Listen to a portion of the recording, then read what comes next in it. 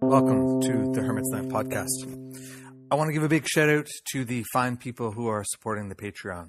Not only are they making this happen, which certainly I feel very supported by that process, but also they've started getting all sorts of great new things. I've been recording extra Patreon exclusives with the guests who've been on. We've had Jen Zart on talking about some astrological aspects. We've had Al Cummins talking about geomancy and pizza magic. And we've had the Stacking Skulls crew on talking about their musical influences, both spiritually and ridiculously in their lives. And all of this stuff is only for people who are supporting the Patreon. So please consider it. Think about how many hours of this podcast you've listened to. And jump over to patreon.com/thehermitslamp. If you pledge $5 an episode, you will get access to all of that good stuff, but there are perks at many levels as well. Thanks for supporting it. Enjoy the episode.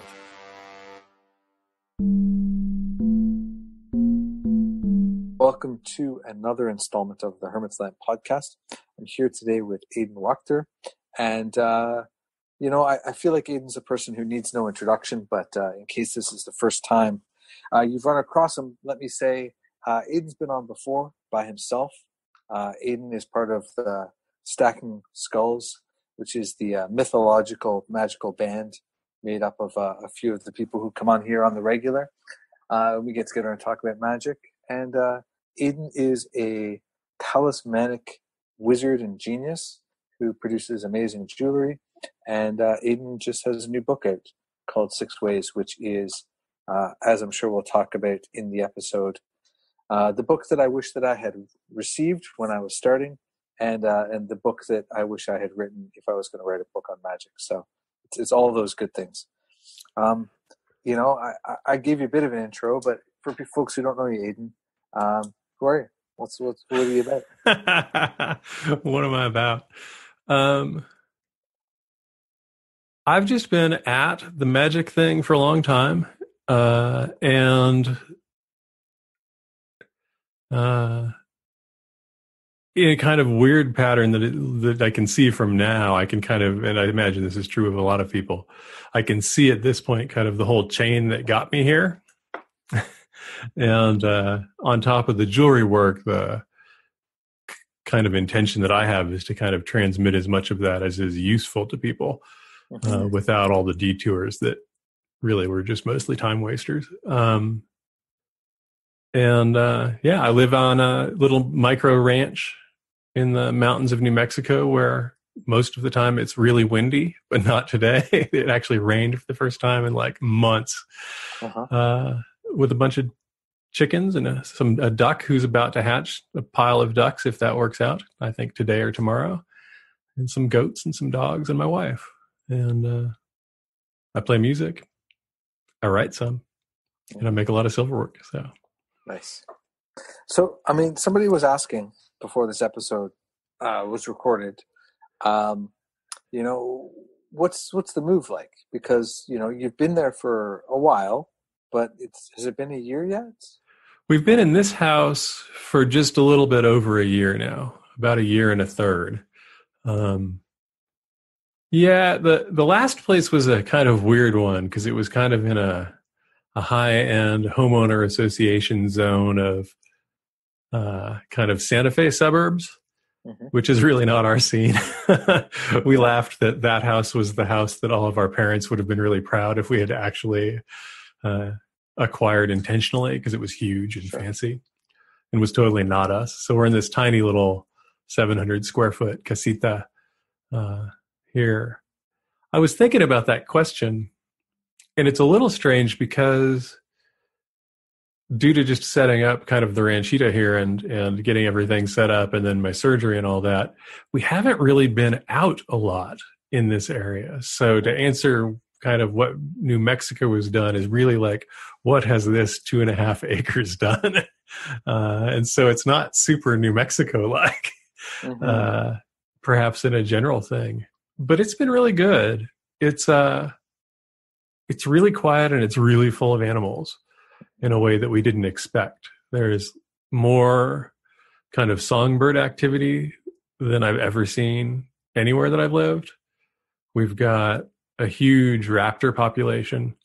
We're in like the essentially what is like appears to be the Raven Preserve part of New Mexico.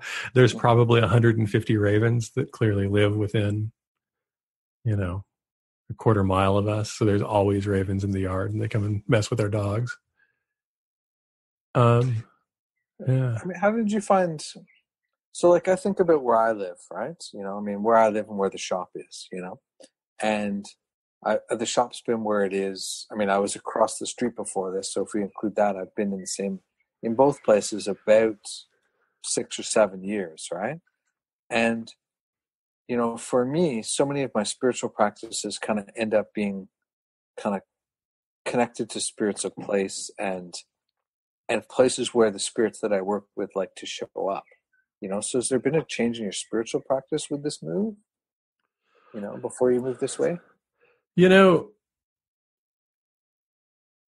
That's a somewhat strange question. I was thinking about this a lot in relationship to the book, because there's kind of a really big move towards kind of spirits of place and kind of the bioregional animism that Marcus McCoy has coined that term and brought up. And I have some sense of that. But having moved as much as I have, which I figured out a couple months ago, I've moved 37 times. And I'm 51. So, and so a lot of those I was all in the same place. So, it definitely changes my sense of things. Like my overall perceptions change a lot when I move, but the spirits that I work with are pretty consistent. And that's mainly, I think, because I do most of my work in trance.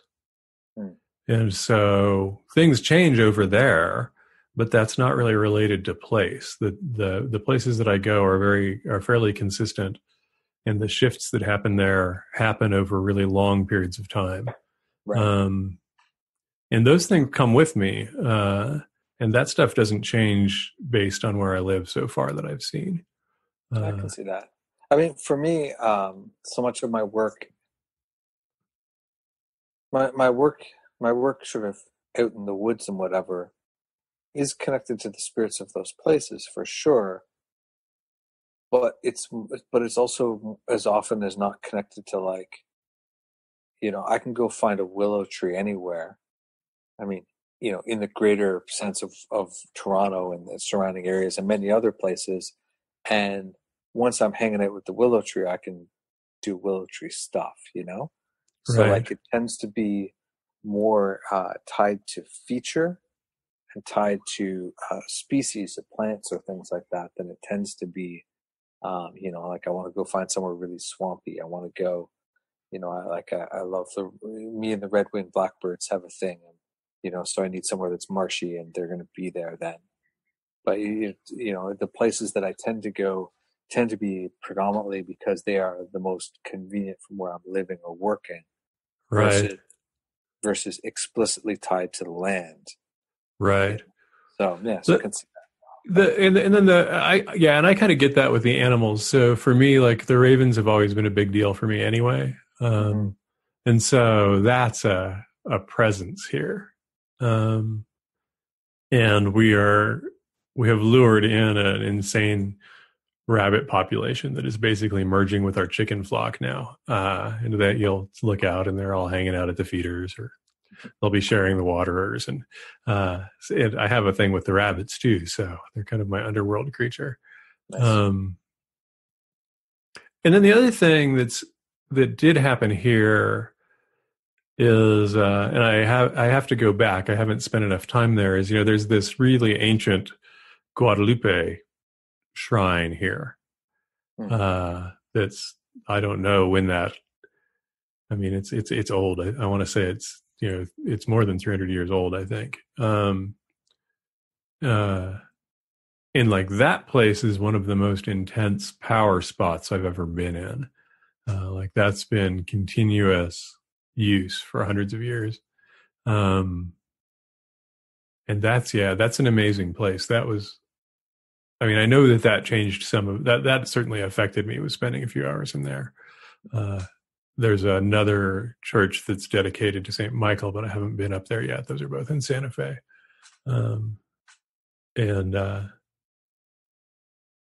But yeah, I mean, New Mexico is really interesting because it's such a different place than anywhere I've ever lived, and especially kind of down where we are, which is really rural. We're not in, we're not in anything like hoity-toity.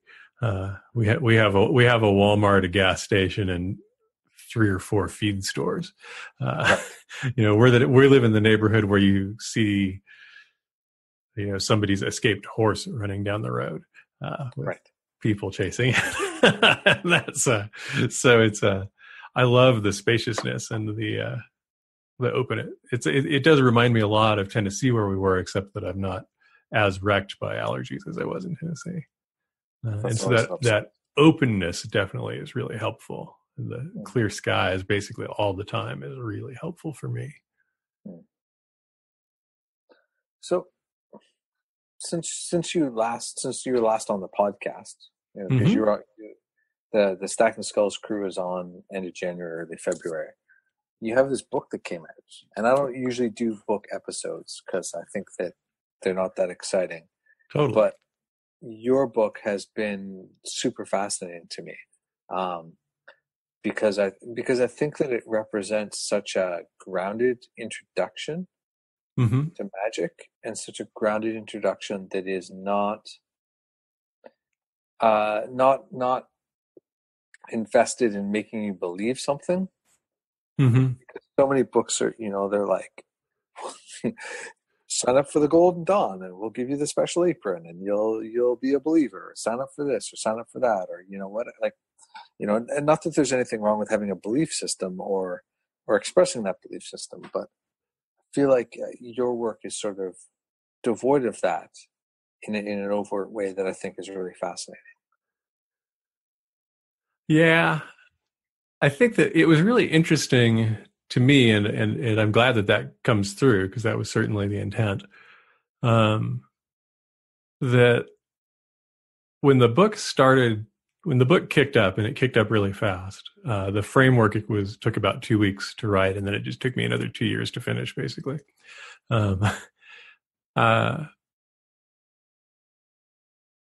Anytime I would try and go even vaguely into, let's talk about how you should do something, like I would just get kicked by the allies who were like, that is not why we want you to do this.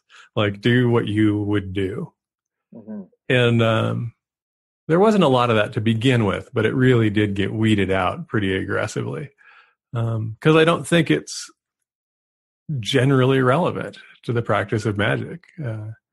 I talk about the general and the specific in the book in a few places, and I don't go incredibly deep into it, but that's kind of my take, is we tend to get lost in the specific in a lot of our conversations or books or whatever about magic, which is great for the people that are doing the exact same kind of work, but it makes it kind of difficult for somebody that's not, that they don't really fit that mold, to figure out what parts you can use and what parts are really important. If it's really important that I know all these names or all these correspondences or all of these, or that I work with these specific gods, does that mean that I can't do this work? And I was definitely looking to counter that. Yeah, I think it's great because I mean, we have a lot of conversations going on around sort of appropriation, and what do we do with other people's histories and other people's spirits and other traditions and stuff like that. And I think that it's really sticky to sort of go through and read a bunch of books and cherry pick all the pieces that you want, and kind Yeah. of put them together, because it might work and you might unlock something, or you might end up with a lot of trouble, or you might be fooling yourself, or you might just rub all those spirits the wrong way. And it's really kind of arrogant of us as humans to sort of think that we can understand all of that in a way that kind of goes beyond that, And, Totally. and I say that as a person who at points in my past has been arrogant in those ways, Hmm. and Me and too. discovered things and been like, that would have been way better had I not done that thing, or if I'd done it that way, or whatever, right? Right. Yeah. Well, and I think that there's a big part in there, which is, kind of, I keep blasting out this thing from Ido Portal, who's kind of a crazy movement guy with a capoeira background, but has gone all over the place, where he talks about that there's a point where information becomes too much and it's no longer helpful. Mm-hmm. And he means that in a developmental sense, like learning more data, more or less, more systems, more theories, at some point actually stops helping you. Yeah. And it kind of turns on you. And so I think that was a present thought in the book too, is like, how much can I give you? It's kind of why it's the title of Approaches and Entries is how many different doors to interesting spaces that are helpful in my experience can I get you through? Mm-hmm. And then I don't want to give you much more information than that, because Right. if I do, that's going to color what happens when you walk through them. Mm-hmm. And so instead, I'd rather have you walk into that space and go, okay, what goes on in here? And Mm-hmm. see, because what goes on in there for you is likely to be really different than what goes on in there for me or for Andrew or Sure. anybody else. Unless we come in with such a clear picture of what is supposed to happen in there that just shades everything and we kind of Mm-hmm. get what we expect, versus what might be way better for us to get in there. Yeah. Yeah. It's amazing the shaping influence that our consciousness plays on things, right? And our preconceptions and so on, And I Mm-hmm. think that this sort of notion, I shared a video the other day. Um, I'm working on a new tarot deck, and it doesn't have a title. But like, so I finished my Orisha tarot deck and handed it in to Llewellyn in April. And as I was doing the final steps of that, I created and that the Orisha deck was very, very structured and very, very thought out, and inspired when I was actually doing the art, but so much of it.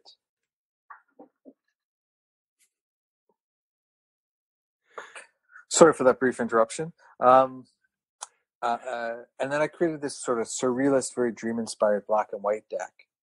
And then I realized what I wanted to do was just like basically slop paint around, make something really bright and colorful. So I've been making this deck, and I was working on the Judgment card, which is what I shared recently. Mm-hmm. And as I was sort of like working on it and sort of allowing something to emerge, I was like, why do we have to see the angel? Why do we even think the angel looks like us? Why is the angel anything other than like light and motion, and Right. sound, right? And I think that we have so many notions about they look this way, they look that way, they have this shape or that shape, and yet in my experience it's not true.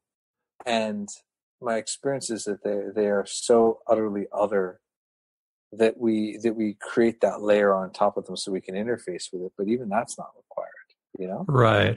Well, it's funny. I have this very if we were to talk image, there's an entity that I visit in a southern place that's this fire spirit. And it's kind of like a traditional, I would think, positive view of Lucifer as the look. This very fiery, bright, intense being, very masculine, and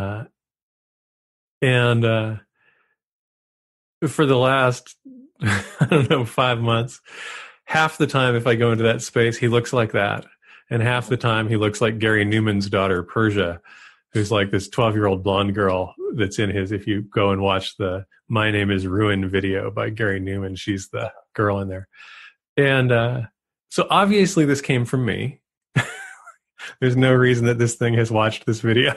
And it clearly just kind of grabbed that image as something that it liked to present as. Or I just overlaid that image that somehow there's energies there. It doesn't really matter, but it was really helpful in some ways, I think, to just realize, like, yeah, this is my avatar in the old RPGs or whatever, right? I have got like my little image, and that's what we're generally interacting with. I deal with a number of spirits that change all the time. And like, it's either like there's something in the eyes, or if they speak, I know, or sometimes there's just a vibe that they give off, but that they've never been the same thing twice. And if I'd come in thinking, oh, this is an angel that has wings or whatever, I may not have been able to see all of these different aspects. And I'm not sure whether those aspects are more important just as to my own self or to them or whatever. But it does leave it really, it kind of keeps you from instilling, at least it keeps me from instilling dogma about it. Whereas if I said, you're going to walk into this space and you're going to meet this, fiery being who's a slender man, 6 feet tall, well-muscled, right? The kind of standard shit you see in the old stuff. And you walk in and like, no, you see this 12-year-old girl in a kind of ratty shift with, white painted cross on her forehead. Do you not realize that that's the thing that you're supposed to be? Probably, right? Because that's not what it looks like. So how do you verify, or do you verify who you're talking to then? Well, I'm a little weird on that sense from what I understand talking to people. Almost nothing that I work with has a name. And the few times I've tried to get names out of most of them, they don't give them to me. They'll either give me a title, which they're really clear is a title, or they just like make something up. Call me Steve. Yeah, call me Steve. Totally. I just look for how useful what I'm getting from them is. And then over time, is it consistent with them? Right. So there's a being that I think I've mentioned before when we're talking that I work with that's called the night, that I call the Night Mother. And she's always functioning the same with me. But again, some of the kind of allies that I've met through her are also what I kind of refer to as collective or hive beings, and we've talked about that before.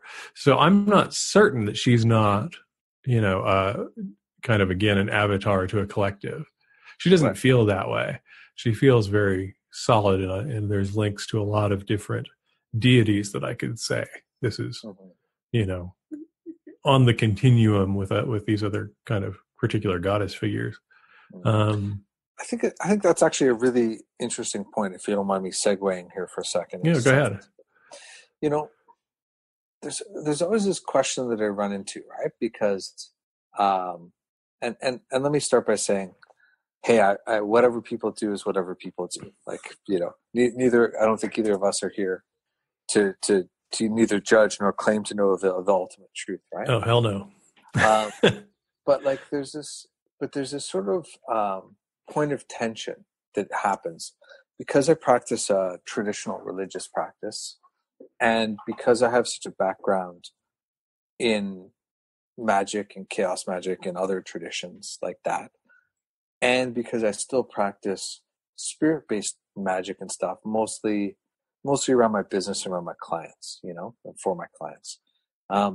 But like people have these experiences where they say, all of this Orisha spoke to me, or I saw this spirit, or whatever, right?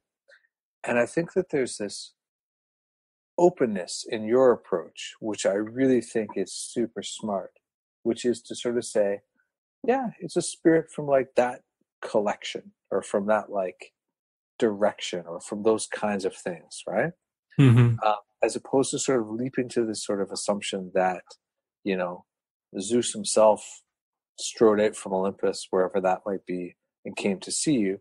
And maybe it was Zeus. Maybe it was a Zeus-like thing. Maybe it was a spirit related energetically to that, and because so many people have interactions with these different spirits, and yet, and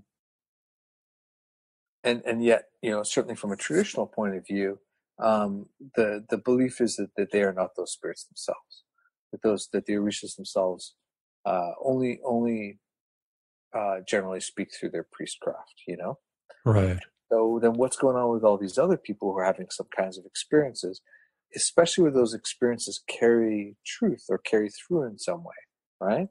Right. And I think with this idea that there are certain spirits or deities or whatever we want to call them, and then there are kind of like when we go read the Goetia and stuff, there's this person, and then they got 300 governors, and they got 26 servants, and they got, this, that, and whatever, right?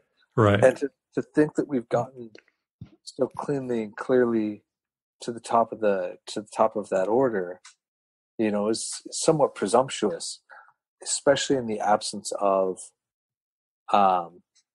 clearly definable magical process to get there. Right. Like if you're going to call Belial, well, there are documents and there are ways to go about it, and and then that seems way more likely. But to think that Belial's out just strolling around and bumps into you on the street and wants to have a conversation with you, maybe not so much, but maybe a spirit from that crew, or do you disagree with me? What do you think? I actually do. And I mean, that's where I kind of, that whole think is what led me into the kind of what I refer to in the book as biological animism at one point. Mm-hmm. Is so I go, no, like I've got, I'm made of these ungodly number of different types of cells and different structures. Yeah. And a lot of them do basically the same thing, right? So all my motor neurons are doing the same thing. They're doing it in different parts of my body, and they're connected to different structures. So when they do that same thing, different things happen, right? But so I began thinking about the entities that I was kind of interacting with in that sense. Like, again, this is will probably not be comfortable for some folks, but if we kind of view that the crossroads is this extensively spread thing, whether especially if we add in all the structures that are like it. So if we look at the tree, if we look at the center posts in some religions and some forms of shamanism, and if we say all these things are crossroads, like they're kind of cognates of that, right? Yeah. They serve a similar function, right? And so it makes sense to me that all of those beings that we find wed to that idea in all of these different cultures are probably of a type to some degree. And this isn't to say that you don't find individual things. I don't know enough to say that that's not the case, and I think it probably is. I'm not saying they're all the same, which is one of the things that you get in some arguments, which is not the one that I make at all. But like I know that my work is highly connected to that space. And if I look at the kind of spirits that I operate with, a lot of them operate within that function. And they do show as very different. But yeah, it's like there's a thing that I interact with that is very Woden-like. But yeah, I don't know that that's Woden. I had a really interesting experience in trance a couple of years ago in relationship to that specific thing. And another being that I dealt with told me to go find a Woden and ask my question to the Woden that I found. And I kind of asked for clarity on that, and they were just like really clear about it. Like, you don't worry about it. Just go find one. Anyway. If you go find one, they all do the same thing, more or less was the idea. Right. Well, any of them will be able to help you out. Yeah. And again, it depends on what you come with. I didn't come with something that said this is one deity that is 100% discrete from all other beings. And therefore, there's a lot of silversmiths. There's a lot of magicians. There's a lot of, and it's not necessarily that you're always going to need that one in specific to help you. And it's not like all magicians are the same category either, right? Like, right. Yeah. But yeah, there's a certain point where someone's going to say, yeah, you should go talk to a goetic magician, or you should go talk to someone that works with the orishas. Because they'll be able to help you the best in this particular situation. Yeah. To me, that just seems pragmatic, and in my experience, it's been consistent. I don't know that it's the truth or anything like that, but it's been consistent. Who knows what that is, right? I'm going to leave that for another time. Yep, absolutely. So one of the questions, though, since we're talking about going and visit spirits, right? Someone commented on one of the Facebook posts about this podcast that they were curious about how they could deepen their trance, and how do you get deeper, and I think that really that's part of the whole spectrum of like, how do you get there faster? How do you get there easier? How do you go further? How do you stay there longer? Like, right. What kind of advice do you have for people trying this out? So I only can really speak to my own experience, and that I've helped a few people with this thing. I've done a little bit of teaching, but not a lot. So I don't have a vast body of students or something that I can say, this always works. So I have no idea if this always works. It might. The two things the first thing I would say has to do with the speed issue, and that is to slow down. And that doesn't mean not to try and get deeper now, but as you go in, slow the whole process down. So like at the point that you get relaxed enough to go in, through whatever kind of induction you use, do that for a longer period of time and to see if that will settle you further out. So, for me, I do almost all of my trance work flat on my back, and I mentioned it in the book. But one of the things that I find really helps is I lay pillows over my body, and that weight kind of holding me down seems to do something to help me separate more from my body sensations. It keeps me from wanting to kind of wiggle my toes and do stuff like that. It's not like I'm always buried or anything, but that definitely has helped. And so slowing that process of getting in, to me, is always a good thing. And then once you get in, to really do what you can to kind of intensify the sensoria of whatever it is you're getting. And this may be visual, it may not be visual. I have both visual and non-visual stuff that goes on this way. And so we'll just assume that this is a visual thing, that you've got it to the place where you actually can get a sense of things. And for me, this is not all, I never know how to describe it, but it's like vision.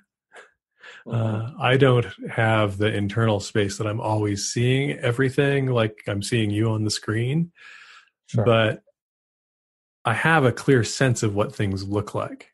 And I don't know if that makes sense to anybody that's not been there, but. Well, I find for me personally, I find that I was pursuing that sight piece a lot a long time ago, and got quite far with it. And to be honest, now I've largely abandoned it. Right. Like, I'm like, man, it's so much work to get to that place. I realized at some point that I could just kind of know instead. And I like that a lot better, because I'm like, I just kind of know. And if I need visual information, I can receive it as sort of a blending of sight and knowing. But it means, especially because like I'm doing a lot of this work sort of sitting with clients and doing readings and sliding in and out of these spaces, it's so much more convenient just to like know things and just be able to articulate them. Right. Than it is, like have to get to that place where I'm like, sitting looking at the thing and so on. And not that that's not interesting, but it just seems less helpful to me over time. And so the thing that I found, and I totally agree with that, and the thing that I found that is helpful is that it's totally okay. This is one of the places where the kind of fake it till you make it actually works in magic. Yeah. Which is, and I talk about it in the book, is kind of talk to yourself about what you would see. Mm-hmm. And part of what happens, I think, when we do this for people that aren't kind of super visual in that space, and I am not super visual in that space, and what it did for me was it began to kind of break that need to see everything in Technicolor, because it's like I was proceeding anyway, so whatever part of me was resisting getting what visual information I do get kind of gave up. And so to me, if you get into a space, play with what's in that space rather than necessarily going, I want contact. So for me, the majority of my work I do in the West. In the West where I go is very moist. It's a little bit of fog, but it's not foggy, but it's more like you see the wisps of fog through the trees in the forest sometimes kind of thing. And I try to, if I'm not kind of getting the feeling that I'm in super well, I'll start trying to get a little more about whatever. So if I notice that there's water running, what does that feel like? What is that? What does my sensation on my skin feel like? Am I cold? Am I warm? Can I hear the water? Is the water like drippy? Can I find water that I could drink? Which is, if you're talking to the fairies, this is not recommended, but I'm always all for drinking the water when I can in the other world. And that type of process is the thing that's really worked well for me. And it kind of syncs up to kind of the main theme in the book, I think, which is kind of, go as deep as you can with wherever you are, rather than trying to add more to it and see what happens. For me, I used to do this process a lot, which I still sometimes do. Which is I would sort of, as I started sliding into trance, I would start picturing myself on this path into the woods, right? Right. And as I was walking, I would sort of focus on the idea of walking the path in the woods until I could hear the crunching of the gravel on the path under my feet. Right. And then I would pick up a set number of stones and drop them back and hear them dropping back. And then after I'd accomplished that, then I would put my hand on the tree and feel the bark and what that felt like. And then at that point, I would turn and see that I was at the end of the path and it was opening up into wherever I was going, which was usually the same place. Right. And like very structured pieces that sort of emerged, though, not from the notion that like, I'm going to go, like if you're going to visit somewhere very structured, there's structured ways to get there, right? Like maybe path workings on the Tree of Life. Like there's tons of great stuff on that and go look at that. But for me, it was like there's this thing where I started to notice this stuff, and then it was that dance back and forth between noticing what I was experiencing and then engaging back with it back and forth, and then that kind of solidified over a few months into that process. Right. And that's, I would say that, very similar things. So again, like if I go to the West and I'm not feeling like I'm at a place where I can connect with the things that I deal with yet, then I'll find a spring. That's kind of that's one of my things. It's like I want water running off of a rock. And then that's a place where I can kind of wash my hands or bless myself with that water or drink some of that water and then continue from there. And it kind of is just a process of deepening that. When the allies show up, not necessarily, I don't tend to go very hard with them if they do show up. It's just kind of like, what goes on here? Is there anything you want to show me? Is there, because usually I find that trance is not the place that I initially go for answers to questions unless I already have somebody that I know I can go visit to do that with. So it's really just about making those connections and like, what shows up for me in here? is there something going on for me in this space? And a lot of times it takes a long time. There's places that I go back to repeatedly,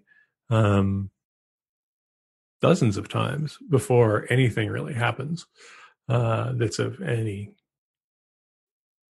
describable import. And so I think it's just time and yeah, seeing what happens. Like, it was really interesting. Like, when I started traveling to the West, I would go to the ocean a lot.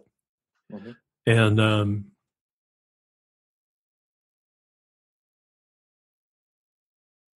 for the last 5 years, there has been nothing for me to do at the ocean.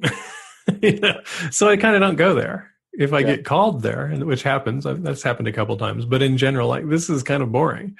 This is not my place. Where there's other spaces that are far more interesting, and where I actually have work to do, and that's where the allies are generally waiting for me.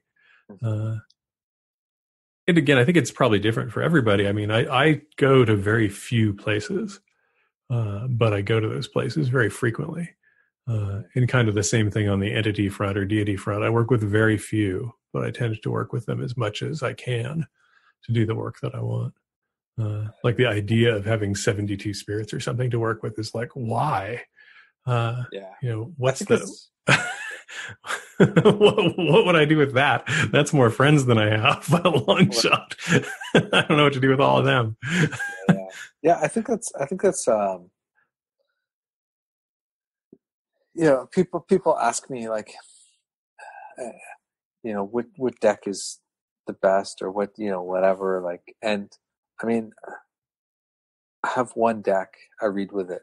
I have 3 unopened copies in a drawer because it's out of print. And if it doesn't come back in print, I don't want to be sad down the road that I can't replace it, And like, and before I worked with this deck, which has been the last number of years, at some point I worked with another deck for like the better part of, I don't know, somewhere between 15 and 20 years exclusively.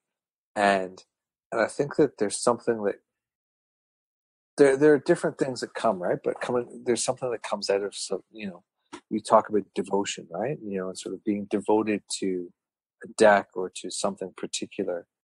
I think it brings about a different quality of change than having 72 friends or 72 decks or whatever. And I don't know that either is bad, but sometimes I don't understand what's on the other side of that equation because it's so far from my journey with things, right, that I don't know what to do with it, No, and I totally think that I know folks that work extensively with, whether it's Goetia or Enochian or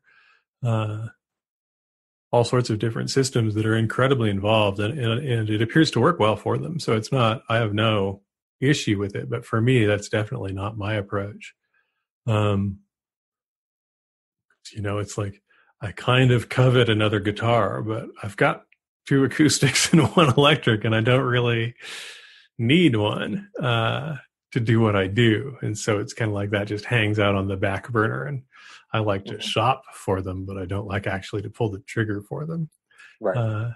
And same as you, even though I read with cards very limited, I recently found one deck that reads really beautifully for me, and I have 4 copies of it because it was going out of print. I use what is this guy? It's this guy. It's the Arcana deck from Dead on Paper. Okay. It's a playing card tarot deck. So it's, it's poker sized, but it has the full trumps. And court cards are all fully arted up, but all of the suit cards are playing cards. Nice. And it reads really well for me. That's I bought it. I got 2 of them, started reading with it, and was like, oh, hell, these are about to go out of print, and had to track down 2 more just in case. So that's awesome. So one of the other things we were talking about, we've been talking a lot about trance stuff, right? But one of the other things that certainly is in your book, right? And certainly, I know as part of your practice is also this process of like doing work, right? Right. Do you do your work when you're in trance? Do you do your work elsewhere?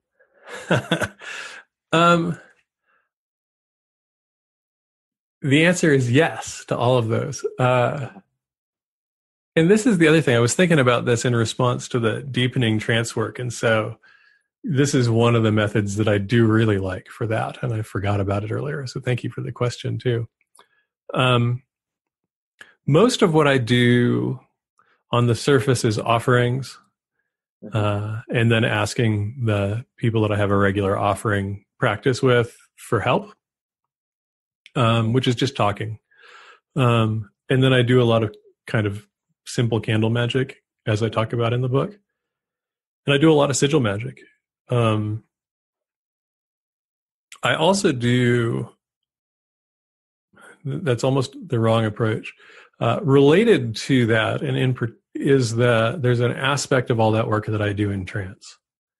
There's very little that I do that I could define as being discrete work. Some of the sigils are, and some of the candle magic is, where this is the only thing I'm doing. Is I'm going to ask this once for this one thing. Almost everything is done as an overview, or as a piece of a bigger whole. Yeah. Which is kind of the ship that I talk about in the book, is this whole magic thing in my life and all of its aspects are in general focused in one kind of coherent direction. And I'll use different tools to sort out pieces that need to change or to steer that kind of the whole thing. But I'm rarely doing anything super specific that is separate from that. If we were just looking at kind of percentage wise, maybe 5% of stuff is going, hey, I want this, or I need a little more oomph over here, or can we make this stop? And so that tends to be that I'm getting information on the trance side. I'm getting what I refer to as body work over there. I get a lot of experiences with the things that I deal with in trance, kind of putting themselves into my body, and it feels kind of like physical body work. And my experience of it is that they're kind of adjusting psychic structures or clearing blocks or removing kind of bad attachments. And so that's often one of the places where if I'm doing a lot of work for something, one of the allies will offer some assistance, either in thinking about it or in this kind of bodywork approach. And that totally, so they're all very integrated. And then the other piece, which is the one that I mentioned is helpful for getting into trance that I do is, and I don't do this all the time, but it's a really useful technique that can be worked with if you've got a pretty solid trance space. And if you're using the book, I would do this in the upper workspace in the tower that I talk about, which is kind of just a mostly empty working room that has a table in it. And so that's the first place I would try this. And what you do is, in the waking world, get a wooden box, and clean it up, and then paint it in some way that's really clear. So, mine is like blue or black and has big dark blue circles on all the sides and on the top. So it's really clearly this box.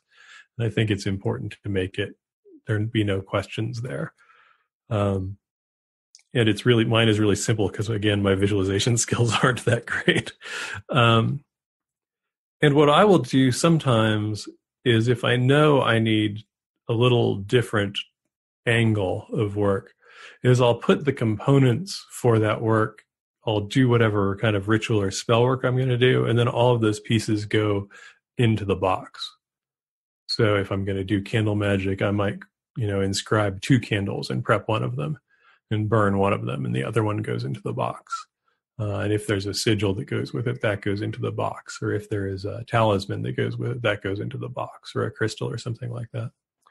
And then put that box together when in whatever your working space is, closed up, and go on about your day or whatever. And then when you go into trance, go into, in this case, that tower space, and go in knowing that box is going to be available to you. And so I'll walk into that space. If it's not already on the table, I kind of imagine that I'm going to reach into the boxes, usually in the shop here, into the shop from the tower and bring that box in with me. And then I'll do that spell work from that space in trance.